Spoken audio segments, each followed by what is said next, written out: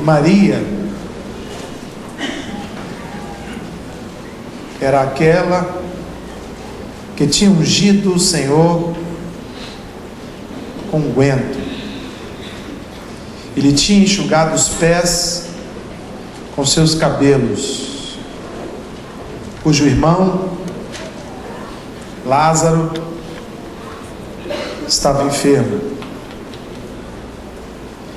Mandaram-lhe, pois, suas irmãos a dizer: Senhor, eis que está enfermo aquele que tu amas. Jesus, ouvindo isso, disse: esta enfermidade não é para a morte, mas para a glória de Deus, para que o Filho de Deus seja glorificado por ela. Somente até aí, amém? Diga: tragédias, enfermidades, lutas também glorificam o nome do Senhor. Fecha os teus olhos, vamos orar. Paizinho querido, amado meu, desejado de minha alma, louvo a Ti, Deus, nesta noite, pela oportunidade que o Senhor nos concede de estarmos aqui, na companhia do Teu Espírito Santo, sendo tratados, admoestados, exortados, cuidados, muitas vezes podados. Deus, eu Te peço em nome de Jesus, que ninguém saia desse lugar da mesma forma que entrou. Aquele que está ouvindo essa mensagem pelo telão também, Deus, seja impactado pela Tua palavra. Aquele que está ouvindo essa mensagem pela internet, Pai, de igual forma, seja tocado pelo Teu Espírito, Deus. Que ninguém, essa palavra não vai voltar vazia, essa palavra ela vai cumprir um desígnio do Senhor. Existe uma motivação no coração do Senhor, e ela vai se cumprir aqui neste lugar, e aonde quer que esta palavra chegue, para que o Teu nome seja glorificado. Afasta de nós todo espírito contrário ao Teu Santo Espírito, toda incontinência, toda perturbação, toda dor, toda a inquietação, meu Pai, toda sonolência, meu Deus, em nome de Jesus, faça essa obra acontecer aqui, diante dos nossos olhos, e mostra-nos que Tu és ainda o nosso Deus. Assim eu oro e Te agradeço em nome de Jesus, amém. Eu, de fato, nós ministramos uma mensagem, acho que foi até nesse ano ainda, sobre as pessoas que interagiram nesse momento aí da morte de Lázaro.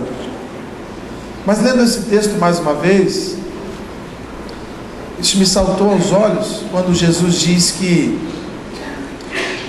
aquela situação que para Marta e Maria eram aterrorizantes, aquela situação que para elas era uma situação de morte, de desespero, de angústia, ela não estava acontecendo por acaso, e que aquela enfermidade, ou seja, aquele mal que levaria o seu irmão ao túmulo, não era para matá-lo. Olha que coisa interessante, mas era para que o nome do Senhor fosse glorificado, para que Jesus Cristo se manifestasse de forma assombrosa, extraordinária, e aquele milagre produzisse a glorificação do Seu nome. Eu comecei a pensar no que acontece conosco também, porque era como se Jesus falasse para nós que o túmulo vazio glorifica o Seu nome. Quando alguma coisa acontece nas nossas vidas e nós enterramos, nós colocamos uma pedra sobre, nós sepultamos, porque doeu, porque feriu, porque se desiludiu, porque se angustiou, porque aquilo te fez perder a esperança, a gente tem esse costume de colocar uma pedra sobre, de enterrar, de querer esquecer, não toque mais nisso, não fale mais sobre isso. Mas muitas vezes Deus não quer simplesmente que a gente enterre os nossos defuntos, que a gente entregue os nossos sonhos, que a gente entregue os nossos dilemas. Muitas vezes Deus quer que a gente enfrente esse túmulo, para que no momento em que ele se tornar vazio, a glória dele seja manifesta. E a gente não entende muito bem isso. A gente não está disposto, a gente não quer enfrentar defunto, não quer enfrentar coisas apodrecidas, a gente não quer tocar em assunto que fere, que machucou, assuntos que nos fizeram chorar. Nós não queremos isso. A gente quer deixar os mortos com os mortos, e a gente vai lá e coloca uma tampa, a gente vai lá e fecha, a gente lacra, a gente sepulta, a gente esconde, a gente oculta. Nós não queremos que aquilo apareça, nós não queremos ver aquela pessoa, nós não queremos sentir aquilo de novo, nós não queremos ter aquelas reações que tivemos quando essa enfermidade, quando esse mal, quando essa tempestade acometeu a nossa vida. Mas eu quero te dizer, querido, que não é uma regressão que Deus quer que você faça, porque quando você faz uma regressão, você volta sozinho. Mas quando você vai na direção de Deus, em direção aos túmulos que você deixou lacrado no decorrer da sua vida, Ele vai com você e Ele faz o milagre acontecer. Então não estou aqui propondo uma regressão, amém, queridos? Não estou aqui propondo uma regressão. Eu estou propondo que Deus te mostre, te indique, te assinale, mostre diretamente para você sepulcros que você cavou, covas que você cavou, e aonde você colocou chamados, dons, talentos, planos, sonhos que você deixou lá, porque aquilo te feriu, aquilo te magoou, você se desiludiu com aquilo. Deus quer te orientar, querido, a voltar nesses lugares, porque quando o túmulo estiver vazio de novo, ou seja, aquilo que estava morto ressurgir, aquele sonho que estava ali destruído, novamente ser restaurado no seu coração, na sua vida, quando aquele relacionamento for resgatado e o túmulo ficar vazio, o nome de Jesus vai ser glorificado. Então diga: túmulos vazios glorificam o nome de Jesus. Você entendeu até aqui? Diga amém. Então nossa tarefa nessa noite é refletir sobre como esvaziar o túmulo, querido. Como fazer para resgatar, para ressuscitar aquilo que para nós tem valor. Jesus chega em Betânia, aliás, antes de chegar em Betânia, ele recebe uma mensagem: o seu amigo, o seu amado Lázaro, aquele homem que você tinha intimidade, aquele homem que não era seu discípulo, ele não te seguia, mas você tinha uma intimidade diferenciada com aquela família, o irmão de Marta e de Maria, aquela casa que tantas vezes você pousou quando estava em Betânia. Esse homem está para morrer, esse homem está acometido de uma doença terminal, e quando ele chega já em Betânia, alguns dias depois, o que ele ouve é exatamente isso: morreu e nós já sepultamos. Morreu e nós já fizemos o velório, o sepultamento. Morreu, Lázaro não existe mais. Aquele amigo que você conversava não existe mais, não está entre nós. Aquele sentimento que você nutria por esse homem, não vai haver mais, não haverá mais uma recíproca da parte dele, porque ele está morto. Traz isso para a sua vida, querido. Quantas vezes você já viveu exatamente isso? Algo que você amava, algo que você gostava, algo que você se relacionava, e de repente alguém diz para você assim: acabou, cara, já está enterrado, não mexe mais nisso, já está podre, deixa isso para lá, vamos viver com o que temos. E aí você às vezes não ouve Jesus falando ao teu ouvido, dizendo: filho, filha, isso que parece morrer, isso parece que está morto, mas na verdade eu vou ressuscitar e meu nome vai ser glorificado. essa ressurreição de sonhos, essa ressurreição de projetos, essa ressurreição de ministério, ressurreição de relacionamento, de amor que se perdeu, se esfriou dentro de casa, a ressurreição da esperança, querido, muitas vezes lançada numa sepultura, numa cova rasa, porque no caminhar do dia a dia, nós vamos deixando essas covas no caminho. Nós precisamos sobreviver, pastor. Não dá para viver ali velando o defunto. Morreu, enterrou, acabou. Só que nem tudo que está morto aparentemente no seu coração, na sua vida, já recebeu o atestado de óbito do céu. Nem tudo que você enterrou, querido, vai ficar debaixo da terra, não. Porque o Deus que nós servimos, Ele pode ressuscitar aquilo que está morto. Ele chama à existência aquilo que nem nunca existiu. Então nem tudo que você diz que acabou, para Deus acabou. E eu preciso da unção de Deus, do discernimento do Espírito, para saber aonde está a cova que Deus vai fazer o milagre. Ela vai ficar vazia e o nome dele vai ser glorificado. Você entende isso, querido? Diga amém. Amém. Então fala para o teu vizinho aí, ó, vamos deixar túmulos vazios hoje.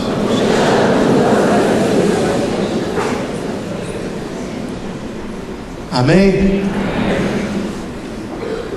E o primeiro ponto que eu anotei aqui para a gente refletir, queridos, é que para mim tirar o morto de dentro do túmulo, para eu evitar a desgraça e a tragédia, a primeira coisa que eu tenho que fazer é notificar Jesus que algo está caminhando em direção ao túmulo. Foi exatamente o que fez Marta e Maria. Deram uma aspirina para Lázaro, um chá de quebra-pedra, um boldo, um carquejo, um milão, um fecha-corpo, um metruz, um pau-pereira, uma salsa da praia, uma caninha de macaco. Nada! Nada resolveu. Trouxeram a bezedeira, não deu certo. Espinhela caída, não deu. Garrafada, não deu. Não tem remédio para resolver o problema. E a febre está aumentando. O que eles fizeram então? Manda avisar o mestre que o amigo dele está doente. Eles não esperaram a morte. Escuta isso, querido, olha, preste atenção. Sabe, Deus, a Bíblia diz que nós temos a mente de quem? Do capiroto? De um retardado? Nós temos a mente de quem? Então bota a mão na cabeça e diga assim: a minha mente é uma mente especial, ela é de Cristo. E a gente percebe quando algo está indo em direção à sepultura, sim ou não? Você sabe. Você sabe quando a tua fé está esfriando, querido. Você sabe quando o casamento está esfriando. Você sabe. Você começa a perceber quando você está perdendo o controle do teu filho. Você percebe. Nós somos seres extremamente inteligentes, querido. O problema é que a gente não vai aos pés da cruz, a gente não procura o mestre, a gente espera a coisa morrer. Aí depois que morre, é que a gente vai atrás de Jesus. Então escuta, se você quer túmulos vazios na sua vida, túmulos de sonhos, de projetos que você quer ressuscitar, comece a procurar o mestre. Comece a buscar o mestre enquanto há tempo. Não espera o túmulo se fechar, não espera aquele relacionamento sucumbir, não espera a fúria entrar no seu coração, não espera a amargura brotar e ainda contagiar a tua família inteira. Se você percebe que algo está morrendo, dá um stop e busca a face do Senhor e diga: Senhor, isso não pode morrer na minha vida, minha fé não pode morrer, minha intimidade contigo não pode morrer, meu amor pelo meu cônjuge não pode morrer, meu respeito pelos meus pais não pode morrer, não pode. Vai até Ele, querido, peça socorro. Publique a sua fé. Eu não vejo Marta e Maria indo pessoalmente falar com o mestre escondido de noite, como fez Nicodemos. Eu vejo uma mulher desesperada que manda recado, manda mensagens, e as mensagens são públicas. Eu quero crer o mensageiro chegando diante dos discípulos de Cristo, dizendo: eu tenho uma mensagem da parte de Betânia para você. A cidade de Betânia vai entrar em luto, porque Lázaro está doente. Aquela publicação gerou algo no coração do mestre. Mas pastor, Deus já sabe de tudo que acontece comigo. Claro que sabe, Ele sabe, mas Ele não quer usar esse poder para se relacionar com você, sabe? Ele não quer. Ele quer se relacionar com você usando as suas limitações, porque Ele te ama do jeito que você é. Ah, pastor, se Deus quisesse me ajudar, Ele já tinha ajudado. Ele já sabe de tudo, Ele sabe. Nenhum cabelo da minha cabeça fica branco sem que Ele saiba. Nenhuma folha cai de uma árvore sem que Ele saiba. Verdadeiramente Deus sabe o que você está pensando agora. Ninguém sabe, mas Deus sabe. Mas Ele espera de você uma contrapartida. Ele espera de você uma ação, uma atitude. Buscar-me-eis e me achegai-vos a mim, eu.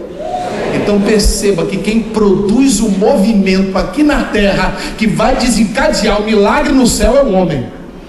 Então, querido, se tem algo indo para o brejo, mesmo que não seja uma vaca, manda um recado para Deus hoje. Diga: Deus, me socorre, porque o Lázaro está morrendo, porque o casamento está morrendo, porque a minha empresa está morrendo, porque a minha vida profissional está sucumbindo, porque a minha esperança está se esvaindo. Deus, me ajuda. Pede socorro para Deus, querido. Quer túmulo vazio? Sim ou não? Então peça ajuda a Deus. Fala para 2 ou 3 vizinhos aí. Publica o teu socorro para Jesus.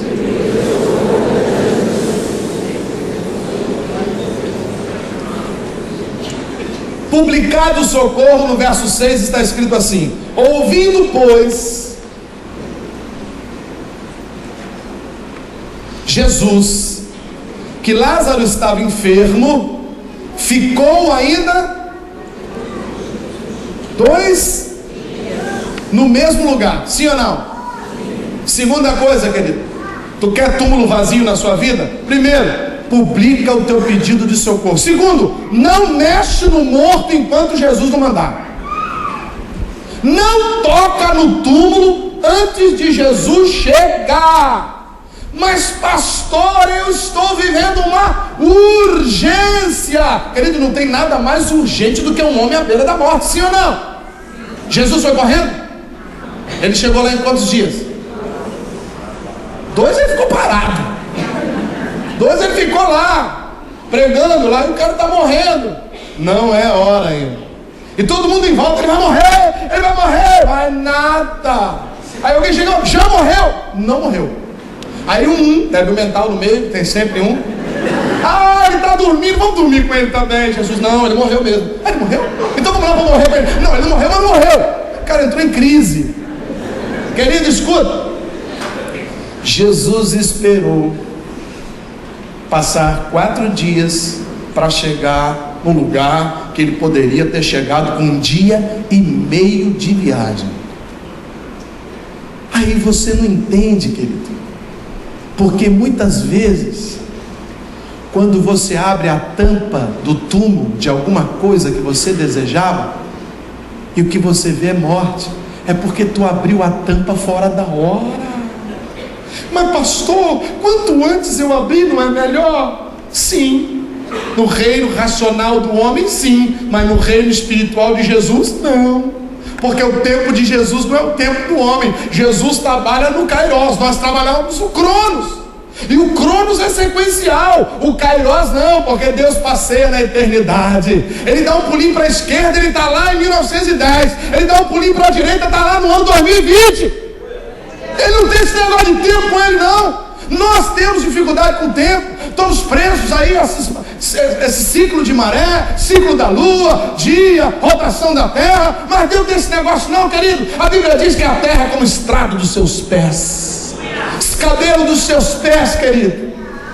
Deus não tem esse negócio de hora com ele não. Aí você pede a Deus, Deus fica caladinho. Aí você fica, me dá, eu vou tocar, eu vou fazer. Não, se Deus não está falando nada, não faça. Se Deus não está falando nada, não faça. Se Deus não está falando nada, não faça. Fala com o teu vizinho aí, se Deus está mudo, não faça nada. Espera a hora de Deus agir, porque Ele vai agir na hora do milagre. Ele vai agir no momento em que o seu nome vai ser glorificado. Quando acaba o Velho Testamento, o livro de Malaquias encerra, pum! Passaram-se dezenas e dezenas e dezenas de anos. Não há uma única manifestação de Deus para com o homem em dezenas e dezenas de anos. Mas quando Jesus aparece, a Bíblia diz que Ele veio na plenitude do tempo, ou seja, hora certa. Deus não aparece antes e nem aparece depois. E o profeta Abacuque nos diz que ainda que pareça demorar, espera, porque certamente virá e não tardará. Na hora que Deus chega, o milagre acontece. Não passe na frente de Deus. Tu está muito ansioso. Cuidado com a precipitação, valente. Afobado come cru. Sim ou não? Marta e Maria avisaram o mestre e ficaram na expectativa. Ele vai chegar, ele vai chegar, ele vai chegar. Você quer ver como é que elas ficaram angustiadas porque ele não chegou? Lê aí o verso 21.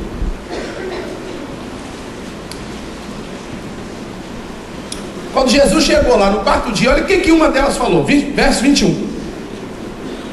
Disse Marta a Jesus, primeira coisa que ela falou com Jesus. Jesus chegou, o que ela falou? Senhor, verso 21. Se tu estivesses aqui, meu irmão não teria morrido. É isso que está escrito aí? Agora olha quem falou a Maria, a outra, verso 32.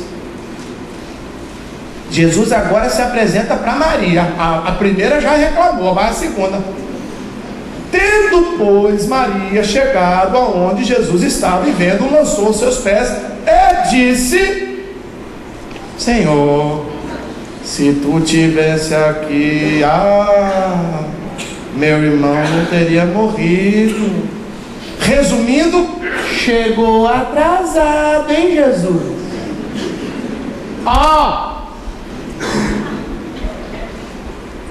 Errou o horário. Não é isso que está escrito aí entre linhas? Se tivesse chegado, então ele não chegou no tempo de Marta e no tempo de Maria e muito menos no tempo de Lázaro, sim ou não? Ele chegou atrasado. Para mim chegou. Sou homem. Para você também, sim ou não? Mas ele acha que chegou atrasado? Ele acha que chegou atrasado? Agora, no geral, nem o homem e nem o espírito, no fundo, o milagre aconteceu, sim ou não? Então diga para 2 ou 3, Deus não se atrasa nunca. Relaxa, fica tranquilo. Deus está no controle. Fala para ele assim: não tira a tampa do túmulo antes de Jesus chegar, não. Deixa a tampinha aí. Deixa o mortinho lá dentro. Deixa o fedido lá dentro. Tá apodrecendo, deixa quieto. Mas pastor, cada dia apodrece mais. Deus não falou nada. Não, então não faz. Meu filho, pastor. Meu marido, pastor. Empresa, pastor. O que eu vou fazer? Deus falou nada? Então não faça. Amém? Mas é difícil, né? É difícil. A Bíblia diz que a ansiedade abate o coração do homem. Sabe o que é abater? Matar.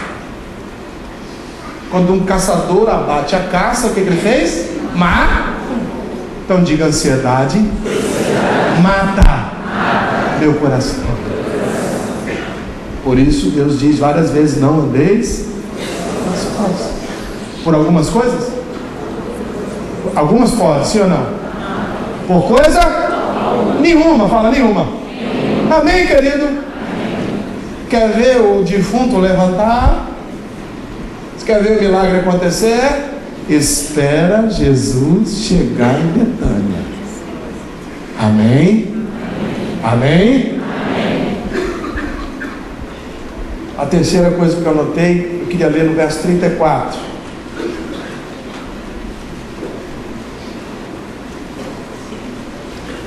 Depois que Jesus discutiu lá, o pessoal chorou, aquela tristeza toda lá, ele pediu às moças assim, ó, verso 34: aonde colocaram o defunto? Disseram ela: vem e veja. Terceiro ponto, querido, importantíssimo para você ver o milagre acontecer nos túmulos da sua vida: mostra para Jesus aonde tu enterrou o defunto. Mostra para ele, não esconde não. Senhor, cuida da minha casa, cuida da minha família. Genérico, já viu isso? Isso é oração genérica. Senhor, tu sabes que preciso. Precisa de quê, filho? Preciso. Já viu isso? Oração genérica. Senhor, debaixo desse escopo, desse guarda-chuva, tudo que está aqui eu preciso. Aí Deus pergunta: mas o que é que tu está precisando? Aonde está o cadáver? Pergunta para quem está do teu lado: cadê o cadáver? Deus está perguntando para você, querido. Aqui, fala a verdade. Você acha que Jesus não tinha como encontrar o Lázaro lá no meio daquele monte de buraco lá, de gaveta? Sim ou não? Mas o que ele falou com elas? Mostra-me aonde está o morto. Deus está falando para você: mostra para ele aonde você enterrou esse sonho. A Bíblia não manda a gente voltar ao primeiro amor? Lembra-te das primeiras obras, aonde caíste de volta, sim ou não? Sim ou não, querido? Porque existe um ponto nas nossas vidas. E no caso aqui, falando de outras questões, existem muitos pontos nas nossas vidas que são pontos de referência na nossa caminhada. Pontos de vitória e pontos de derrota, de fracasso. Então, em muitos lugares nós deixamos altares levantados, sim ou não? Mas em muitos lugares nós deixamos uma cruzinha. E aí Deus está perguntando para mim e para você: cadê a cruzinha? Pastor, olha, eu não quero voltar no tempo, não quero voltar a esse lugar, não, pastor, eu não quero mexer com isso. Se Deus está sinalizando ao seu ouvido nessa noite, o Espírito Santo tem autoridade, tem liberdade para fazer isso conosco, amém? Se Ele está sinalizando, querido, mostra para Jesus. E você não vai mostrar assim, ó, é lá. Você vai fazer como Marta: vem comigo e veja. Jesus vai conosco nessa batalha, sabe? Não é mostrar, você está lá, está vendo aquele irmão? Senhor, mas eu estou com uma diferença com ele. Então vai lá e troca o coração dele. Aí Deus está falando para mim e para você: não, você vai na frente, eu vou contigo. Porque se tem alguma coisa morta entre você e o seu irmão, eu vou operar o milagre, mas tu tem que estar junto. Tem que estar junto. Aonde está a enfermidade, mostra para Jesus. Aonde está o defunto, mostra para Jesus. Aonde está? Em que lugar da sua vida, querido, você enterrou um sonho? Em que parte da sua trajetória de vida você se desiludiu e preferiu enterrar um chamado de Deus, um talento que Deus te deu? Aonde está enterrado esse talento? Que nós vamos lá hoje, vamos desenterrar, porque Deus quer túmulo vazio para o seu nome ser glorificado. Você está entendendo isso? Diga amém. Amém, querido? Amém. Então fala para o teu irmão aí, mostra onde tu enterrou o cadáver, mostra, fala.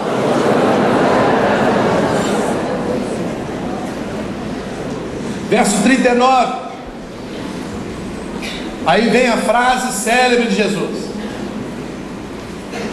Disse Jesus: tirai a... Marta, irmã do defunto, disse: Senhor, está fedendo, porque já está aí há 4. Está fedendo, já está aí há 4. Querido, escuta. A pedra simboliza a tampa, sim ou não? A tampa serve para quê?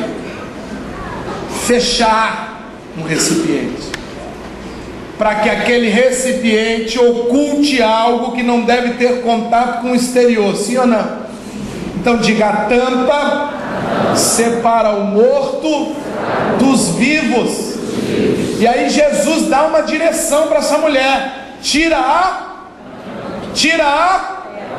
Meu Deus, tirar a tampa não é algo prazeroso. Ela disse que estava mal cheiroso, sim ou não? Tirar a tampa é passar pelo confronto de expor um cadáver que você carrega contigo na sua alma, na sua psique. Tirar a tampa é deixar o mau cheiro subir. E tem muita gente querendo colocar plástico por sobre a tampa, botar silicone e botar um ferro fundido, soldar, porque ele tem medo que vaze o mau cheiro. Mas túmulo vazio não tem mau cheiro, querido. Se Jesus tirar esse cadáver de hoje aí de dentro do seu túmulo e ressuscitar ele, tu pode deixar a tampa aberta, porque não vai ter mais cheiro, mau cheiro. Tem mau cheiro porque tem alguma coisa morta aí dentro. Tem mau cheiro porque tem alguma coisa que perdeu a vida aí dentro. E Deus está falando: tira a tampa. E aí eu anotei algumas coisas interessantes aqui a respeito disso. Deus foi falando no meu coração, foi anotando que existem vários tipos de tampas. Depende do morto. A tampa depende do morto. Você quer ver? Escuta só. Por exemplo, você passou por uma crise financeira e foi à falência. Passou necessidade. Qual é a tampa agora? Falsa humildade ou ganância. Pessoas que passaram necessidade quando era pequenininho, das duas uma: ou se tornam gananciosas ou se tornam falsas humildes. Acostumado comer com a mão, acostumado a comer farinha, já sei.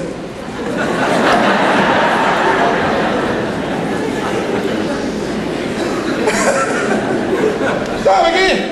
Tem gente assim, nem a baiana está falando isso.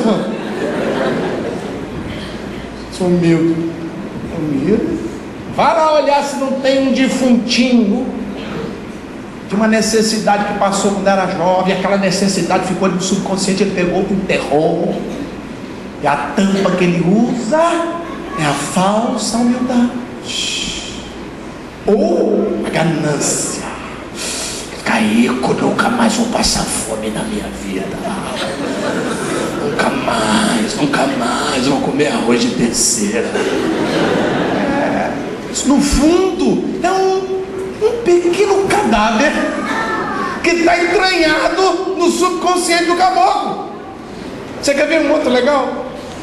A pessoa que foi muito humilhada quando era jovem, ou passou por uma grande humilhação recentemente, ela usa uma tampa interessante. É a tampa da vaidade, do orgulho e da altivez. Pessoas altivas geralmente foram pessoas que foram muito humilhadas no passado. E o fantasma que tanto assombrou a ela é o fantasma que ela se torna na vida de muitos. Porque nós sempre queremos fugir dos nossos fantasmas, mas a tendência é replicarmos esses fantasmas. Pessoas que foram agredidas, pessoas que foram molestadas, geralmente querem fugir dos seus molestadores, mas tem uma probabilidade muito grande de se tornarem molestadores também, porque é uma tampa, é uma defesa, é uma forma de ocultar aquele veneno, de ocultar aquele cadáver, de ocultar aquela doença. Você quer ver uma outra? Más escolhas e erros do passado. Quando você errou, você fala, por que eu não fiz isso? Geralmente você se torna fatalista, com autocomiseração ou autodiscriminação. O que é fatalismo? Errei, né? Comigo é sempre assim. Nunca ganhei nem um frango de bingo de quermesse. Nunca ganhei nada. Eu não ganho nada. Eu sou. Ninguém gosta de mim. Eu sou o patinho feio, a ovelha negra da minha família. Já reparou gente assim? Já viu gente assim, cara? Pessoas que se tornaram fatalistas. Tudo para ela é miserável. Deus não me ama. Ninguém me ama. Está igual aquela mulher do tanque de Jacó. Estou no 6º casamento e o que eu tenho não é meu. Sou infeliz. Eu tenho que adorar algum monte, porque aqui não dá não. Você quer ver uma outra? Pessoas decepcionadas com o amor podem colocar uma tampa da pornografia, da exploração ou da frigidez. Pessoas que se decepcionaram no amor podem se tornar pedófilos, porque elas sofreram tanto com aquele amor eros, que agora elas se tornam pornográficas ou geladas, não conseguem mais ter relações, porque se tornou um trauma, e ela usa essa tampa para não viver, para não sentir o cheiro daquela enfermidade, daquele defunto que matou o seu amor interior. Então ela se torna uma pessoa gelada, ou esse tipo de pessoa meio Dom Juan, quando ele conquista uma pessoa, quando ele sente que a pessoa está conquistada, ele pula para outra. Aí ele sofre, e ele luta, e a pessoa é difícil, e ele faz tudo, ele é o Dom Juan, ele é o Zorro. Quando ele conquista, porque o Zorro é interessante, né? Ele é bravo com os outros, mas com as senhoritas ele é um cavalheiro, ele entrega flores, é o Dom Juan. E ele não consegue permanecer no mesmo relacionamento. Quando o relacionamento começa a se ajustar, ele teme, ele sente medo, está no subconsciente dele, e aí ele pega e foge do relacionamento. Ele coloca uma tampa, dizendo: não era para mim, não é para mim, esse homem não é para mim, essa mulher não é para mim, esse relacionamento não serve para mim. Isso acontece também na vida espiritual, com a igreja. O camarada, quando ele foi muito humilhado na vida eclesiástica, ele se decepcionou com a liderança, foram infiéis com ele, discriminaram ele sofreu, ele se deu e foi humilhado, querido. Ele se torna racionalista, crítico, ou se torna ateu. E aí quando você vai falar, agora não foi falar de igreja não, mas no fundo aquilo é uma tampa, porque tem um defuntozinho dentro dele, é um defunto de uma decepção que ele viveu.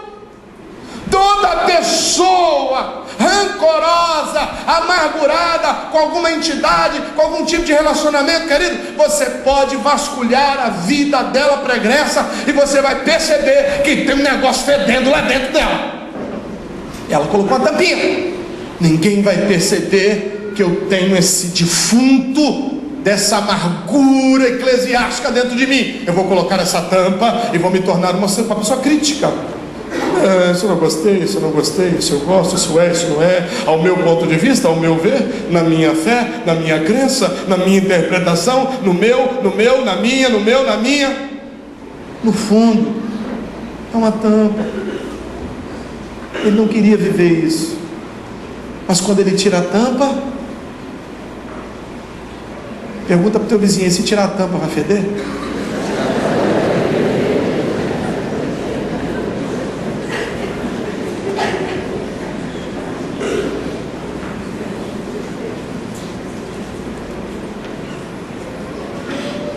Tirar a pedra é mexer com coisas que exalam cheiro de morte.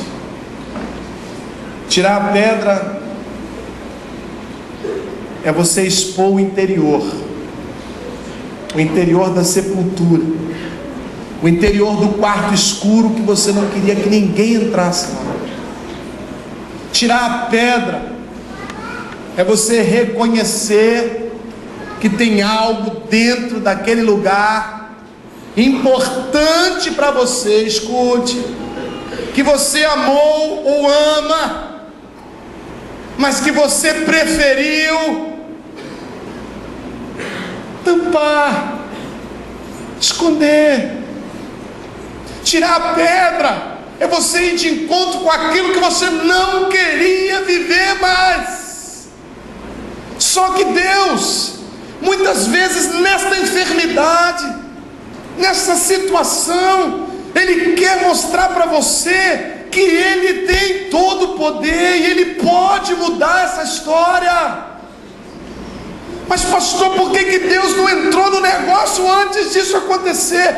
Eu era da igreja, eu era cristã, eu tinha uma vida honrada, eu tinha uma família abençoada, eu era temente a Deus. Por que Deus não veio antes? É a pergunta de Marta e de Maria, e a resposta de Deus é: enquanto havia possibilidades, o homem poderia curar, mas quando todas as possibilidades acabam, só eu posso fazer o milagre, só eu vou ser glorificado, diz o Senhor. É uma questão de princípio de Deus. Enquanto o homem pode fazer, Deus não faz. Mas quando você diz morreu, enterrei, aí Deus te pergunta: aonde está essa sepultura? Se você me mostrar, se você crer, verás a glória de Deus. Aleluia, aleluia, aleluia. Tirar a pedra, segundo as irmãs de Lázaro, é mexer com algo que já passou o tempo. Já foi. Acabou, pastor. 4 dias. Talvez você me diga 4 anos. Talvez você me diga 20 anos. 1 mês. Pastor, eu coloquei uma pedra porque eu esperei. Esperei, no caso aqui, com urgência, 4 dias. O Senhor não se manifestou. Agora eu vou lá e tomo uma decisão. Eu vou lá e enterro. Aí Deus pergunta: mas tu quer ver o milagre? Você crê que eu posso fazer o milagre? Mas já passou o tempo, Senhor. As coisas mudaram. O mundo não é mais o mesmo. A minha família já não é mais a mesma. A minha história não é mais a mesma. Meus filhos, pastor, não são mais o mesmo. Escuta, Deus está falando para você, homem de Deus, mulher de Deus. Ainda há esperança se você abrir esse túmulo, porque Deus pode fazer um milagre. Mas pastor, eu já estou conformada, já estou conformado com esta perda, e algumas perdas na vida nós precisamos nos conformar com elas.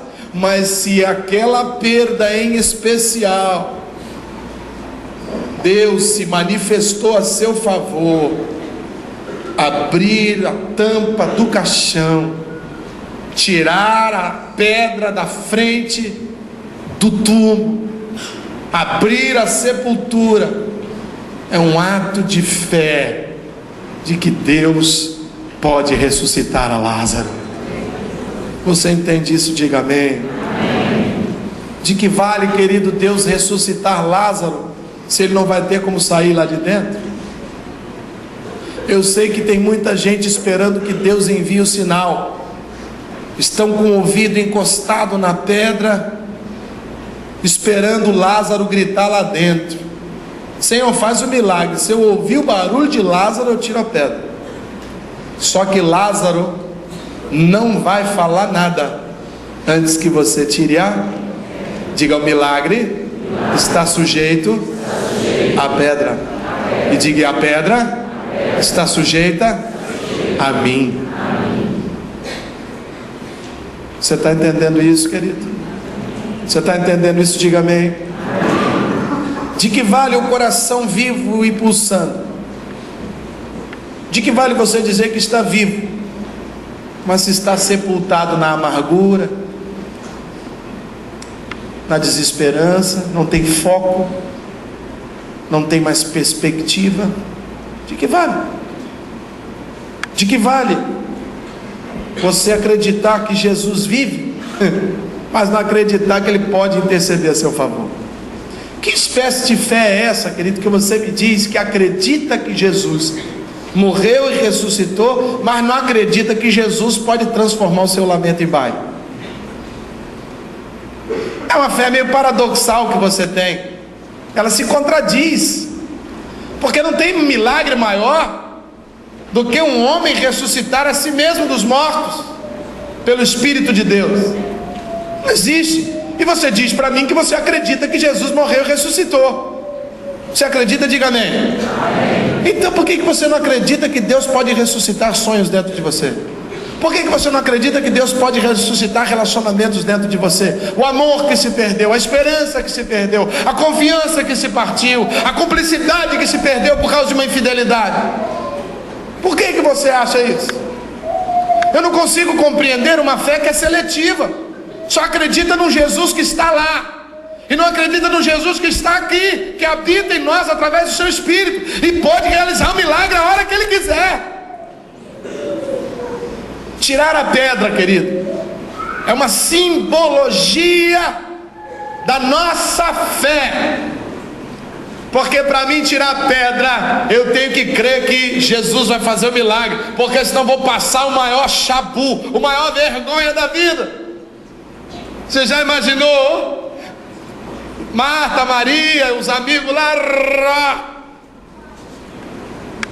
Jesus, tiramos aí, nosso Deus, Jesus, e agora? Já pensou se não vem ninguém? Profanaram o defunto, abriram a porta do cemitério. Então quando Marta diz: Senhor, não vamos abrir não, vamos negociar isso aqui, está fedendo, já passou da hora. Ela está colocando para fora, querida, suas dúvidas que eu tenho, que você tem. E isso não é vergonhoso, isso não é pecado. Você se lembra daquele homem que tinha um menininho surdo e gago, que se jogava no fogo, se jogava na água, e Jesus fala assim: tu quer que eu cure ele? Ele fala: se tu pode curar meu filho. Jesus fala assim: se eu posso? Claro que eu posso. Aí ele diz assim: então acrescenta a minha fé. Ele estava dizendo, sabe o que? Não estou conseguindo acreditar, não estou conseguindo acreditar. Quando você diz: Jesus, eu estou querendo abrir a porta, eu estou querendo tirar a tampa, eu quero abrir, esvaziar esse túmulo, mas eu não estou conseguindo, me ajuda. Isso não é sinal de fraqueza, isso é sinal de verdade, de transparência, querido. Porque nem todos os milagres que Jesus realizou, a pessoa teve fé para a realização. Alguns Ele faz por misericórdia. Você crê nisso, querido? Alguns milagres Deus faz não é porque a minha fé, é porque a graça dele é maior. Você está entendendo isso? Eu não sei o que está morto na sua vida, eu não sei aonde você largou alguma coisa importante na sua caminhada cristã, eu não sei. Mas uma coisa eu sei, querido: se você abrir a tampa, o túmulo vai ficar vazio. e o nome do Senhor vai ser glorificado. Vou encerrar, amém? Verso 43. E tendo dito isso, clamou com grande voz, dizendo: Lázaro, sai para fora. E o defunto saiu, tendo as mãos e os pés ligados com faixas, e o seu rosto envolto num lenço. Disse-lhe Jesus: desligai-o, ou desatai-o, e deixai-o ir. Olhe para mim, por favor. Volto a dizer, querido, que aquilo que o homem pode fazer, Jesus não pode. Tirar a pedra, o homem pode? Então diga: Jesus não tira a pedra. Ressuscitar, o homem pode fazer? Então diga: ressuscitar é coisa de Deus. Agora, tirar a atadura, o homem pode fazer? Então diga: tirar a atadura. Diga: tirar a atadura é coisa de homem. Jesus não faz. Quando Deus operar um milagre na sua vida, te prepara para cuidar do milagre. Tem um monte de gente que recebe o milagre e não cuida do milagre. Lázaro, a Bíblia chama Lázaro de defunto. O defunto saiu, e saiu como uma múmia enrolada, como era costume na época, embalsamado, cheio de unguento, cheio de óleos. E Jesus disse para as irmãs: vai lá e tira a atadura dele. Vai lá e tira o que amarra ele. Vai lá e faz a parte humana e deixa a bênção ir. Seu filho é uma bênção? Seu filho é uma bênção? Ele não te pertence. Uma hora ele vai partir. Deixa ele ir. Amém? Mas enquanto ele não vai, cuida dele. Cuida dele. Cuida dele, querido. O que é que precisa ressuscitar na sua vida, querido? Que túmulo que vai ficar vazio hoje? Vamos ficar de pé.